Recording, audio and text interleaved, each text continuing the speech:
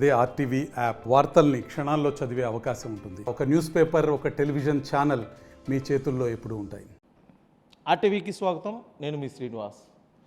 ఒంగోలు నగరం ఏర్పడిన దగ్గర నుంచి అనేక సమస్యలు తిష్టవేసి ఉన్నాయి. ముఖ్యంగా వాటికి దీర్ఘకాలిక సమస్యలు చెప్పుకున్నట్టయితే కర్నూలు రోడ్, అదేవిధంగా ట్రంక్ రోడ్, డ్రైనేజ్ వ్యవస్థ, అదేవిధంగా పారిశుద్ధ్య సమస్యల మీద ఎంతో కాలంగా కూడా పోరాటం చేస్తున్న పరిస్థితి. కానీ వాటి పరిష్కార దిశగా కూడా ఒంగోలు నగరపాలక సంస్థ అధికారులు, అదేవిధంగా ఒంగోలు శాసనసభ్యులు దామచర్ల జనార్దన్ అయితే ప్రత్యేకమైన దృష్టి సారించడం జరిగింది. అందులో మొదటిది ట్రంక్ రోడ్డు విస్తరణ. ఇరుగ్గా ఉన్నటువంటి ఆ ప్రాంతం వెడల్పు చేయాలని చెప్పేసి 100 అడుగుల రోడ్లు ప్రపోజల్ అయితే కూడా తీసుకురావడం జరిగింది. దానికి సంబంధించి ఇప్పుడే ప్రణాళికలు కూడా సిద్ధం చేయడం జరిగింది. కావాల్సిన అనుమతులు, కావాల్సిన నిధులు కూడా సమకూర్చున్న పరిస్థితి. దానికి సంబంధించి మనతో పాటు మాట్లాడడానికి కోసం ఉన్నారు ఒంగోలు నగరపాలక సంస్థ కమిషనర్ వెంకటేశ్వరరావు గారు అయితే ఉన్నారు. వారు మాట్లాడి తెలుసుకునే ప్రయత్నం అయితే చేద్దాం. సార్ నమస్తే. నమస్తే. ఒంగోలుని అనగానే ఇరుకు రోడ్లు, పొంగిపొర్లే డ్రైనేజ్ వ్యవస్థ అనే ఒక స్థితి నుంచి ఒంగోలు విస్తీర్ణం విషయంలో కానీ లేకపోతే డ్రైనేజ్ విషయంలో కానీ కొంత అభివృద్ధి చెందింది అని చెప్పుకున్న రోజు ఇప్పుడు ప్రత్యేకించి మీరు ట్రంక్ రోడ్డు వెడల్పు మీద ప్రత్యేకమైన దృష్టి సారించారని చెప్తున్నారు. ఏంటి సార్ ప్రపోజల్ ఏంటి ట్రంక్ రోడ్డు విస్తీర్ణ విషయంలో? అందరికీ నమస్కారం. మనకు కొత్త ప్రభుత్వం వచ్చిన తర్వాత నేను ఇక్కడ పోస్టింగ్ వచ్చాక ఎమ్మెల్యే గారితో కూర్చొని మేము అభివృద్ధి పైన డిస్కస్ చేస్తే ప్రధానంగా ఇది ఒక చిన్న మున్సిపాలిటీ నుంచి కార్పొరేషన్ స్థాయికి 2012లో వచ్చింది. కాబట్టి ఇప్పుడు దీనికి కార్పొరేషన్ హంగులు రావాలి అంటే చాలా ముఖ్యంగా ప్రధానంగా వీధులు ఎక్కడ కూడా ఇరుకు లేకుండా, ట్రాన్స్పోర్టేషన్ కానీ ట్రాఫిక్ ఇష్యూస్ లేకుండా ఉండాలి అనేటువంటిది మన ఎమ్మెల్యే గారు శ్రీ దామచర్ల జనార్దన్ రావు గారు సూచించారు. దాంతోనే రోడ్ల విస్తరణ కార్యక్రమం చేపట్టాం. మొదట కొత్తపట్నం బస్టాండ్ చేశాం. ప్రజల నుంచి చాలా పెద్ద ఎత్తున హర్షాతిరేకాలు వచ్చాయి, చాలా కంఫర్ట్గా ఉంది అని. ఆ తర్వాత సివిఎన్ రీడింగ్ రూమ్ ఒకటి చేశాం. సో అది కోర్టు కూడా రీసెంట్గా హైకోర్టులో కూడా మన జిల్లా కోర్టు పర్మిషన్ ఇచ్చేసి హైకోర్టుకు పంపిస్తే హైకోర్టు నుంచి కూడా మాకు వచ్చేది. సో మొత్తం హైకోర్టు ఇక్కడ ఉన్నటువంటి జిల్లా కోర్టు కూడా మేము 15 అడుగులు తీసుకొని రోడ్డు విస్తరణ చేస్తున్నాం. ఆల్రెడీ మాతా శిశు హాస్పిటల్ దాకా పూర్తయింది. అలాగే ఇంకా మనం గాంధీ పార్క్ దగ్గర అక్కడ ఏదైతే లాయర్పేట ఉందో అక్కడ కూడా 15 ఫీట్ మేము రోడ్డు విస్తరణ చేస్తున్నాం. అంటే పార్కుని ఒక 15 ఫీట్ గోడని మార్చుకొని రోడ్డు విస్తరణ చేస్తున్నాం. ఇవన్నీ చూసిన తర్వాత ఇక చాలా అపరిష్కృత సమస్య మీరు అన్నట్టుగా ట్రంక్ రోడ్డు ఒకటి ఉంది, దాన్ని చేయాలి అనేటువంటి దానికోసం పలు దఫాలుగా ఎమ్మెల్యే గారు మాతో చర్చించారు. మేము మేయర్ గారు కూర్చొని ఇక్కడ ఉన్నటువంటి వ్యాపారులు 237 షాపుల వ్యాపారులతో కూడా కళాక్షేత్రంలో కూర్చొని వాళ్ళతో డిస్కస్ చేశాము.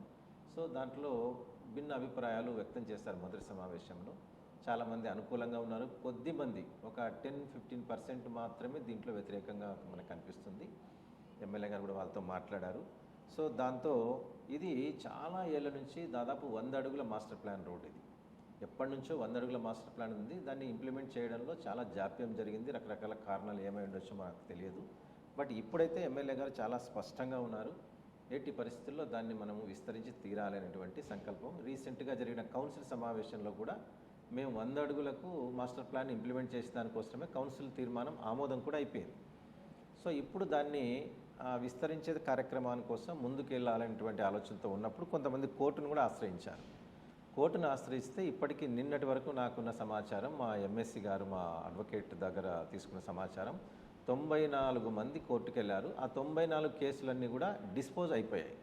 అంటే కోర్టు మాకు ఉత్తర్వులు ఇచ్చింది. ఏమైందంటే రోడ్డు విస్తరణని కొనసాగించండి, కాకపోతే 2 ఆప్షన్స్ ఇచ్చింది. ఒకటి ఏంటంటే ఎవరైతే కన్సర్న్ లెటర్స్ అంగీకారం తెలుపుతారో వాళ్ళకు టీడీఆర్ బాండ్స్ ఇవ్వండి, తెలుపని వాళ్లకు ల్యాండ్ అక్విజిషన్ ద్వారా రోడ్డు విస్తరణ చేసుకోవచ్చు అని. అంటే రోడ్డు విస్తరణకు ఎలాంటి ఆటంకాలు లేవు, అది స్పష్టంగా చెప్పడం జరిగింది.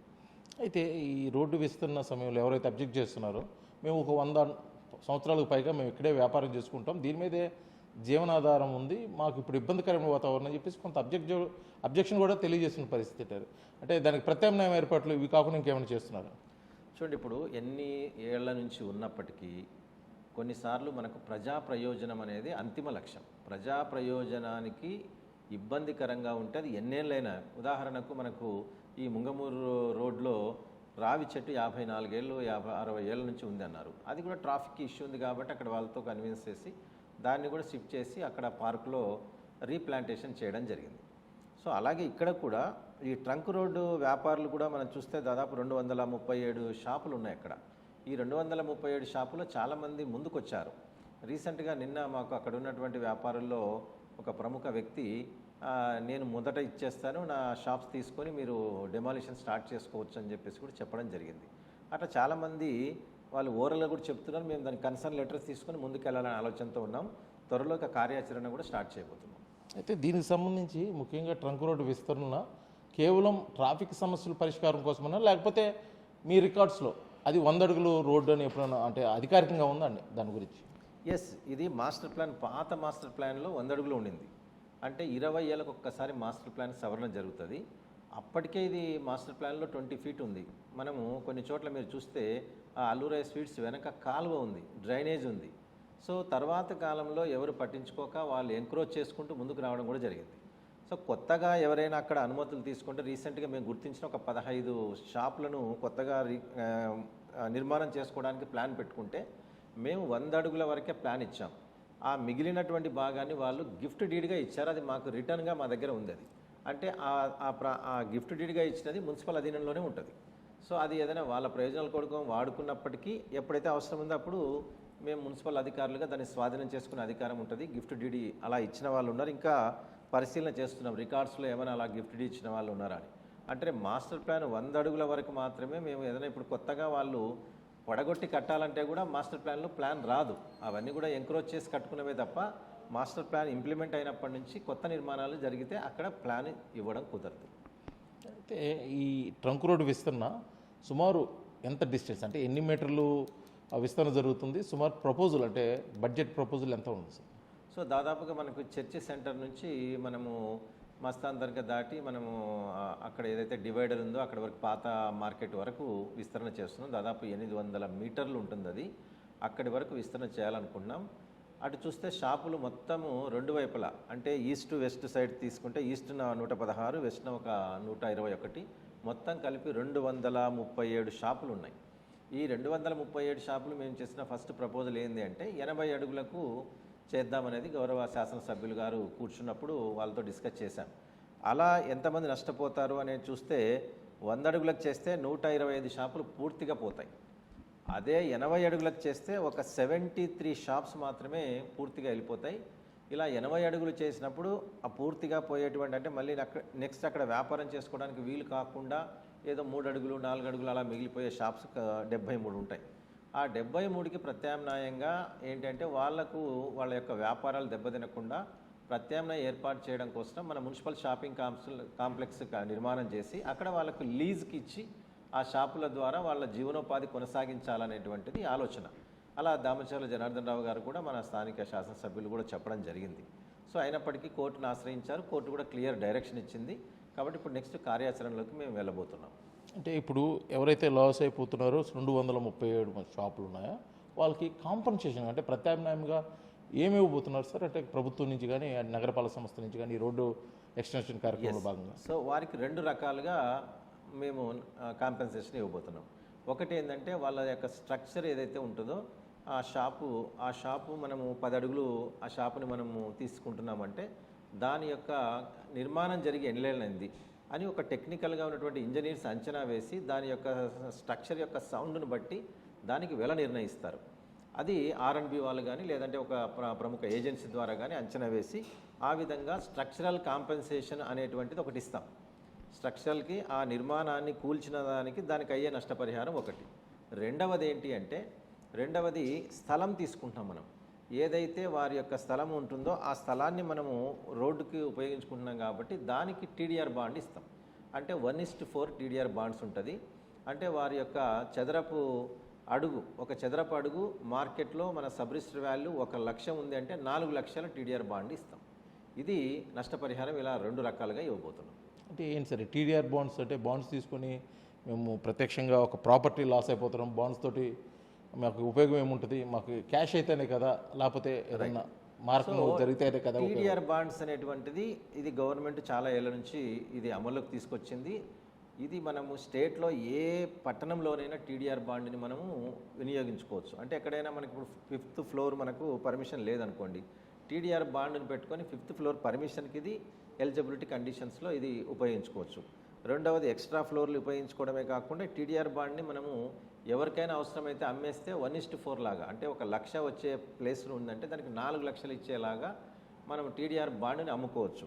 సో రీసెంట్గా ఇలా అమ్ముకోవడం చాలామందికి తెలియదు, మాకు ఎవరు కొంటారో తెలియదంటే ఎమ్మెల్యే గారు ఒక ఏజెన్సీని పిలిపించారు. దాదాపు 200 కోట్ల రూపాయల ఈ టీడీఆర్ బాండ్లు ఇచ్చే కెపాసిటీ ఉన్నటువంటి ఏజెన్సీని పిలిపించారు. వాళ్ళు స్వయంగా మీకు ఈ బాండ్లను తీసుకొని వాళ్ళకి వెంటనే క్యాష్ ఇచ్చేదానికి కూడా ఏర్పాటు చేయడం జరిగింది, వాళ్ళకి ఇబ్బంది లేకుండా.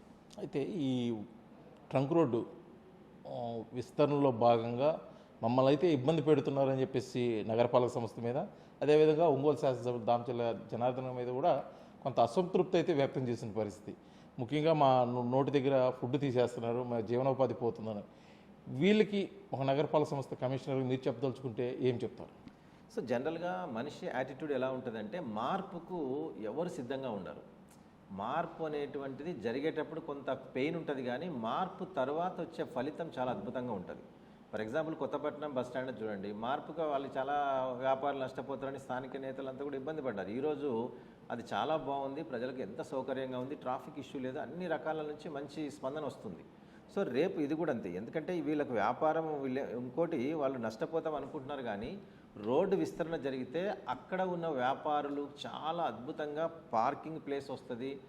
ఇప్పుడు చూడండి అంత ఇరుగ్గా ఉంది కాబట్టి ఈవెన్ బైక్ కూడా నిలబెట్టుకోలేని పరిస్థితి ఉంది, వ్యాపారాలు చాలా కష్టంగా ఉంది. రోడ్డు విస్తరణ జరిగింది అంటే చాలా అద్భుతంగా వాళ్ళకు వ్యాపారం కూడా జరుగుతుంది. సో రీసెంట్గా చూడండి మన ఎన్టీఆర్ సర్కిల్ ఉంది, ఎన్టీఆర్ సర్కిల్ ఎన్నో ఏళ్ల నుంచి ఎప్పుడో దామచర్ల ఆంజనేయులు గారి కాలంలో పెట్టినటువంటి దాన్ని కూడా అక్కడ ట్రాఫిక్ ఇష్యూస్ లేకుండా దాని నిర్మాణం మళ్ళీ పునర్నిర్మాణం మేము ఈరోజు చేస్తూ ఉన్నాం. అలాగే రోషయ్య విగ్రహాన్ని కూడా అక్కడి నుంచి మనము, ఎందుకంటే అక్కడ కాలువని మార్చి ఆ రోడ్డుని మరింత విస్తరించుకుంటూ డివైడర్ని కూడా చేంజ్ చేయబోతున్నాం. ఇట్లా చాలా చోట్ల ప్రజా సౌకర్యమే ముఖ్యం తప్ప ఇందులో మున్సిపల్ అధికారులకు కానీ స్థానిక ప్రజాప్రతినిధులకు కానీ ప్రత్యేకమైన బెనిఫిట్స్ ఏమి ఉండవు. ప్రజల యొక్క ప్రయోజనాలే ముఖ్యం కాబట్టి ఆ విధంగా మున్సిపల్ అధికారులు కానీ స్థానిక శాసనసభ్యులు కానీ ఏర్పాటు చేస్తున్నారు. Thank you sir. ఇది ఒంగోలు నగరానికి దీర్ఘకాలిక సమస్యగా ఉన్నటువంటి ట్రంక్ రోడ్ 100 అడుగుల విస్తరణ కేవలం ప్రజా ప్రయోజనాల కోసమే చేస్తున్నది తప్పే దీంట్లో అంతకు మించి ఎటువంటి వ్యక్తిగత ఉపయోగాలు అయితే ఏమీ లేవు. ప్రజా ప్రయోజనాలను దృష్టిలో ఉంచుకొని ఈ నగరంలోని ఎక్కడైతే ఎంక్రోచ్మెంట్స్ ఉన్నాయో, ఎక్కడైతే ఆక్రమణలు ఉన్నాయో వాటి మీద ప్రత్యేకమైన దృష్టి సారించి రాబోయే రోజుల్లో ఒంగోలు ప్రజానీకానికి ఎటువంటి ఇబ్బంది లేకుండా, ఇటు ట్రాఫిక్ పరంగానే ఇటు జీవన విధానానికి కానీ ఎటువంటి ఇబ్బందులు లేకుండా చూసేదానికోసం అయితే పాలకులు కానీ అధికారులు కానీ ఉంటాము. ఆ కోణంలోనే మేమైతే ఈ ట్రంక్ రోడ్ వెడల్పు మీద ప్రత్యేకమైన దృష్టి సారిస్తున్నాము. త్వరలో కూడా ఆ కళ నిజం కాబోతుందని చెప్పేసి కూడా ఒంగోలు నగర కమిషనర్ గారు తెలియజేస్తున్న పరిస్థితి. వీడియో జర్నలిస్ట్ లక్ష్మణ్తో శ్రీనివాస్, RTV, ఒంగోలు, ప్రకాశం జిల్లా. మరిన్ని వీడియోస్ కోసం ఛానల్ ని సబ్స్క్రైబ్ చేయండి. లేటెస్ట్ అప్డేట్స్ కోసం వాట్సాప్ ఛానల్ ని ఫాలో అవ్వండి. ఆ లింక్ డిస్క్రిప్షన్ లో ఉంది.